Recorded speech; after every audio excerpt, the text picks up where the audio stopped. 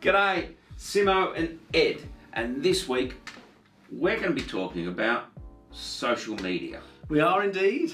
It's a biggie, social media, isn't it? Yeah, just don't press your pause button yet because we're going to just have a look at a few bits and pieces. It is a huge topic. We did a bit of analysis recently. Had a look round what a lot of tracks that we deal with are doing, and it just tends to fall into the same old categories, doesn't it? A few podium shots, a little bit of a photograph of the track. 10% off. 10% off, and we've got some spaces available. Got some spaces available tonight for the big race. Yeah. Well, you're watching Simo and Ed and the Fastline Track Growth Show, where we talk all things karting and business. We certainly do. Social media. We're back here again, and we'll probably be back here again in another video because it's such a biggie. Now, not only is it a big topic, it changes all the time. Yeah. So what worked 6 months ago won't work now. So there's something I'm going to be trying out in my own business. So this is hot off the press. There's all these gurus out there going, "Oh, we know how social media works. Come and use us." And I just look at that and go, liar. Or if they did know, then they probably did at the time, but it's already moved on. Yeah. So I'm going to share something with you that I'm about to start doing. I haven't used it yet. But you've tested some of it. Yeah. You know. I made a pleasant mistake recently. Simo knows this, but I tried something out, just one thing that I'm about to share with you. I tried that out, and as a result, I've now got a private Facebook group with 32 business owners in it, and I've now had to come up with material and content to entertain them and do some bits and pieces so that they can just get involved in some bits and pieces on that. The actual plan for rolling that out wasn't due until Monday at the point of filming this, so I'm a few weeks ahead of where I should be. Which idiot in this world launches a social media group 3 days before he goes on holiday? That's the truth of the matter. I didn't think it would work so well. No, it did explode. It did, didn't it? You were like, whoa, what's going on? I had one of my ex-clients wrote to me, he goes, how come I'm not in this group? Because I'd expected that you'd have just added me in here. And I'm like, it's brand new. You haven't missed anything. Come and join in now. But what created that stir is some new bits and pieces and a bit of different thinking, and away we go. As soon as you get into new areas or try something, I think the algorithms treat it differently. People start to take a little bit more notice. We've seen this recently with your trip to Scandinavia. So this is what got the conversation flowing today, and then I shared with Simo some stuff that I've been mucking about with and why that group took off. But the Scandinavian post that you did when you were travelling away, it was really strange. I was watching them, and you know, some posts we did about. I was very vague about where we're going, and sort of like, where are we off to? You know, here's photos of Katrina and I with bloody bags and bags of 3 under the plane bags each, big things, and 2 carry-ons each. Crikey. And you had 1 suitcase. Katrina had 7. Yeah. 6 of them were shoes. Yeah. Oh, good. And she bought my shoes over there too. I know. She loves her shoes. I'm sitting down there going, yeah, okay, I'll just sit down here and rest for a moment. Next thing I know, she's out with 2 pairs of shoes. Bloody hell, Katrina. You've still got 3 pairs you haven't worn yet.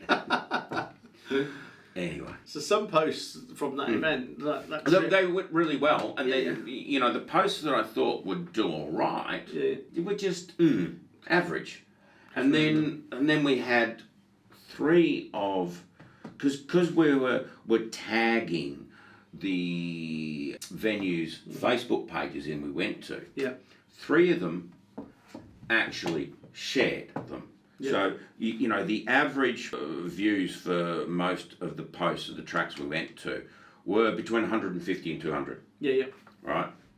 The posts that were shared, 650, 850, I think it was, and 1200. 1200, yeah. So there's like, what's that, a 3 to 6 fold increase just because a couple of people shared those posts, which now gets me thinking about some of the ways that the social media is portrayed on the tracks. Particularly if it's a podium shot, quite often the track is taking the photograph on their own social media and away they're going. But far better to get the person who's number 1 on the podium, just go, have you got a phone on you? And they go, yeah, go, great. Are you on Facebook or Insta or whatever they're using? Go, great. You're on Facebook, fantastic. Let me go and take a photograph on your Facebook profile and go and get that up there for you. So then you take a photograph on their accounts. You go, right, are we already friended? Are you following us? Can we find you? Oh, let's go and have a look. Oh, and then you share that. Well, even better, you get them to tag your Facebook page in. Yeah. Right, and you will get alerted. Your account will get alerted that you've been mentioned. Perfect. And then it's easier. And easier to find. Fine. And then just press share on that, and that will just naturally rise the boat very quickly. You can probably even create a QR code. Right, that will start a post. I wonder if you can do that. Start a post that says, I'm at such and such track, have a whale of a time. And then you just add the photo. Would you do that? Yeah, it's one to explore. Problem is you'd have lots of the same. Yeah. But anyway, the trick really is to go and just keep it nice and simple. Have you got your phone on you? Because what I like about that is you've now got a bit of control over, oh, that's great, good to your photo. If you tagged us in, do you mind if I tag you in here? Tag us in. Oh, we'll get that shared. We've got complete control over that. So that now starts to get really, really interesting. Yeah. That's a by the by. Yeah. So this new system you've come up with. Well, yeah. Let's talk about that. Well, there's no right or wrong. The only wrong thing you can do with social media is not put anything out there, right? Yeah. So now we've got that out of the way. Let's assume you're posting. There's no right or wrong. There is no formula. Despite what all the gurus on social media are telling you, we found the algorithm. No, you haven't. And if you have, it's about to change in 10 minutes. I've just tried something, and just one of these posts has proliferated into a group all of a sudden. So what I'm set about doing, and it launches Monday proper, so if you're already on Facebook, great. If you're not, follow me and find out what's going on, because that's where most of this stuff is going to go. But what I'm doing is I'm posting 5 days a week. And I've just got a process that I've come up with from my own B2B environment. It might alter slightly for B2C. So you've got to just have a go and have a play with this. But what I really want to do is just get the cogs whirring, so you start to think differently about what you can put out there for your track. And I'm just not going to run it for a week. I'm planning to run this for 6 months. Let's see where we are at Christmas. Yeah. And I mean, if with your marketing, you should have a marketing calendar. Yeah. Right, and I mean, you've planned yours out for 6 months. Yeah. I've actually got a 14-month marketing calendar, and it's on the wall behind the camera. And, we've got topics and things like this. So I haven't got all the posts planned out, but I've certainly got the topics of the content there to sort of just drop in. Yeah, I've done 6 months because I think there's another bit I've added on. So the strategy, which I haven't told you before actually, starts to hone into certain areas. So hopefully over time, once I've had a look at the stats and how it's all running with the content and the topics, I can then work out what's really working extremely well for me. And at the point I do that, there'll be hopefully 3 or 4 I know are really red hot topics.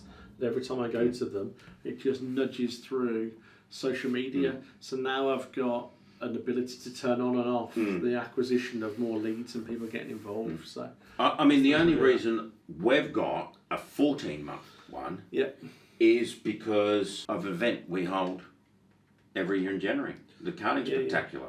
And that's got to fall into the yearly planning. Yeah, and you can't just have it stopping on December. No. Yeah, and you can't just stop at the point where it happens. You've got to go past it. You've got stuff that you've got to do afterwards. It's got to be 14. So we start January 2022 and go all the way through to February. End of Feb. 23. Yeah, which is another month after the event, isn't it? So. Yeah. Cool. So let's share some bits and pieces with you. So the 5 posts. Yeah, so it's going to be the same order every week. I start my week off on a Monday because I'm B2B. I don't know what week you should start your calendar on, right? There's some debate over this. We don't know. Here's the honest answer. I suspect it might be a Sunday. No, I might be You might do it on Wednesday. Wednesday. Yeah, because then you've got your weekend. You've got people starting work on a Monday and a Tuesday, and they're usually shitty days. You've got Wednesday's your hump day. Yeah. In the middle of the week. So, maybe that's the... Yes, I would. Now, your day 1, though, that might be day 2. Might be, Tuesday might be day one. Yeah, because the Sunday I might just have a little push if I've got a go-kart track and with the big push to start with on a Sunday, and I can leave it for a day or two and then just pick it up again on the Wednesday and run through them from there. But anyway, mine's on a Monday, and the first thing I start with is just to change a belief or an idea that people have already got, in this instance around your go-kart track.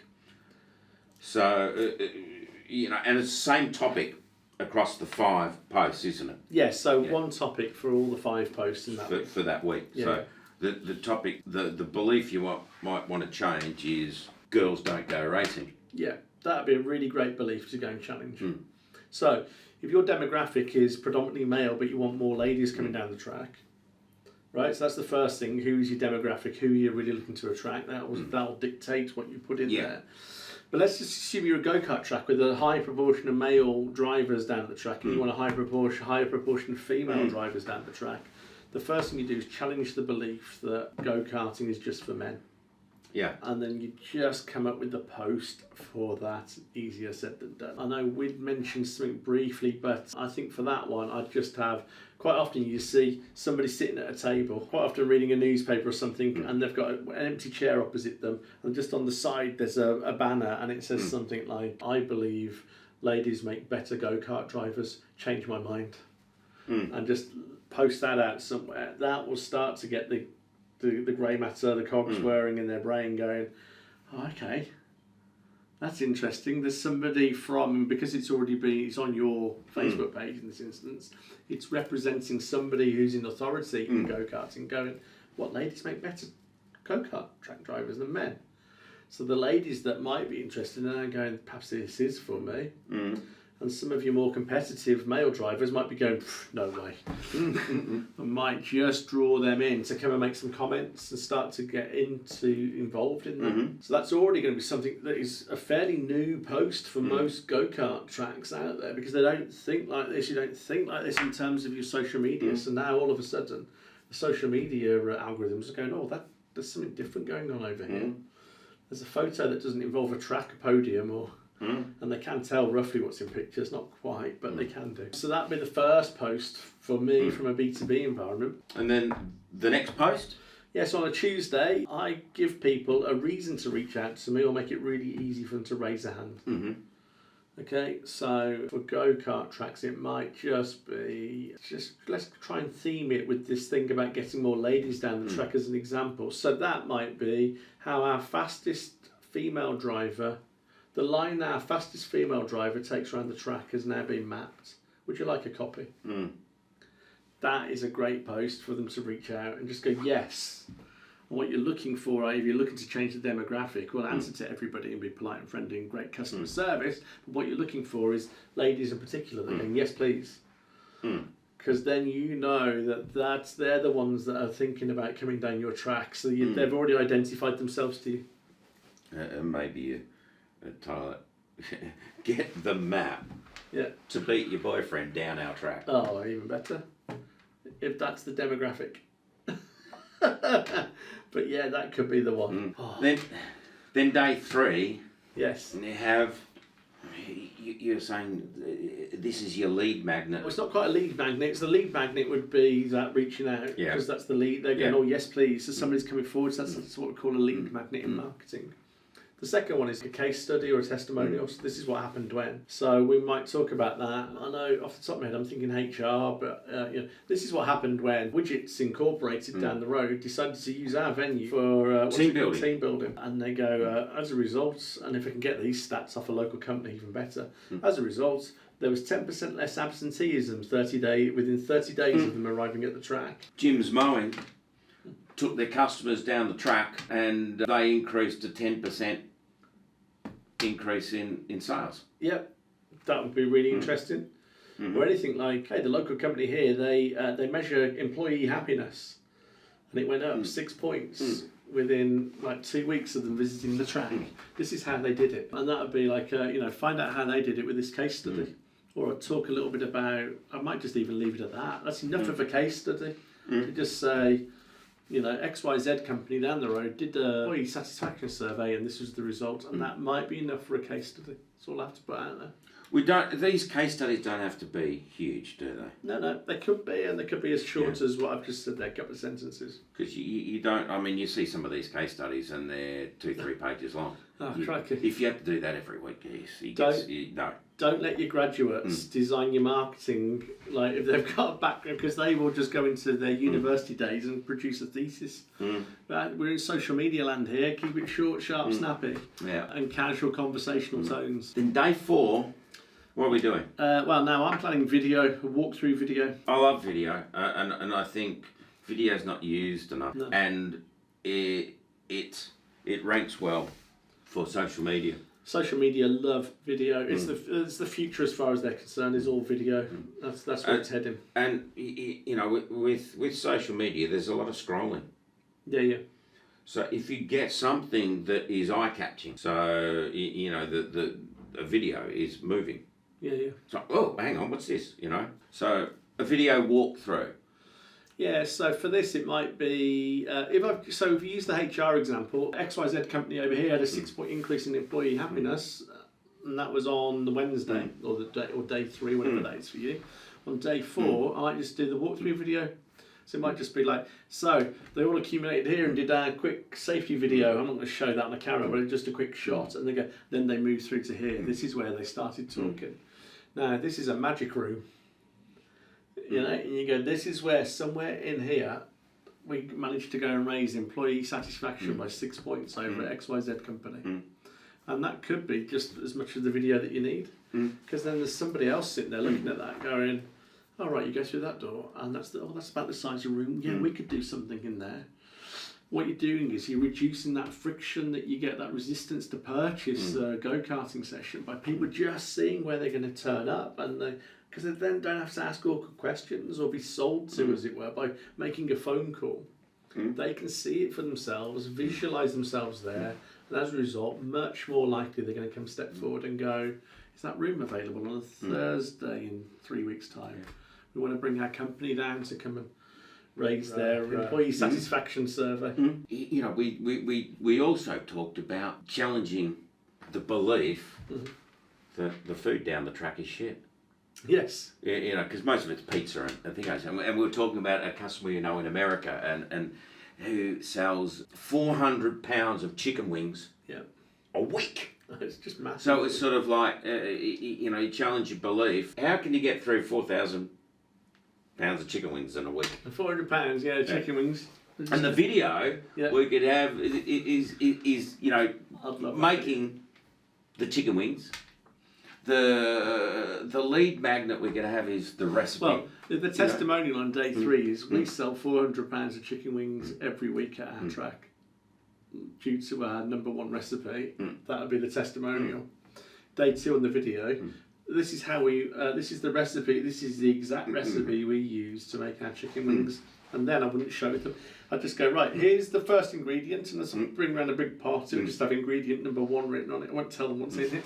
I go, right, now then, we just put the amount, the pre-measured amount in here, and I'll turn to the camera, pour it down in a quick shot and go, now that's enough of that, isn't it? Now, here's the second ingredient, and I'd make it like a joke video, and I'd do that in 3 or 4 minutes, and it'd be job done. And I go, wow, and this is what sells 400 pounds of chicken wings every week.